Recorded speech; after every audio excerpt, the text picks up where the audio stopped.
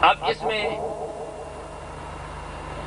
ایک شعبہ ہے، میں چھوٹا سا، کیونکہ یہ بنیادی طور پر آج ہم اکٹھے اس لیے ہیں کہ میرے والد گرامی رحمۃ اللہ علیہ کا سالانہ ختم شریف عرس مبارک ہے، ہم نے ایصال ثواب کرنا ہے۔ تو میں چاہتا تو، چونکہ میں نے کئی مرتبہ بیان کیا ہے کہ ایصال ثواب کا مسئلہ تو ایسا ہے جس پر کسی کو اختلاف نہیں ہو سکتا۔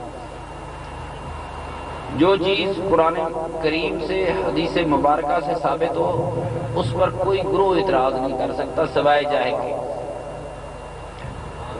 نبی پاک صلی اللہ علیہ وسلم کی احادیث بخاری شریف میں موجود ہیں، مسلم شریف میں موجود ہیں، پورے باب ہیں۔ صحابہ سوال کرتے رہے، کسی نے کہا میری ماں دنیا سے چلی گئی میں کیا کروں، کسی نے کہا میرا باپ دنیا سے چلا گیا میں کیا کروں، تو حضور نے ان کو بتایا کسی کو تم یہ خرچ کرو اس طرح ثواب ہوگا، یہ خرچ کرو اس طرح ثواب ہوگا۔ جب پوچھنے والے صحابہ ہوں، بتانے والا خدا کا رسول ہو، اور انکار کرنے والا کہے کہ میں مسلمان بھی ہوں، تو بڑی مشکل سی بات ہے۔ اس کا انکار تو کیا ہی نہیں جا سکتا۔ ایصال ثواب کا تو مسئلہ ہے ہی ایسا نہیں، سوائے جاہلوں کو۔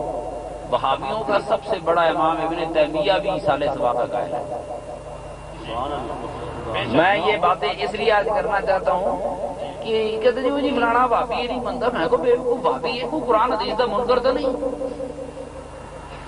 بھابی ہونے کی یہ دلیل کب ہے کہ مخلوق کا انکار کرتے کرتے خدا اور رسول کا انکار کر جاتا ہے۔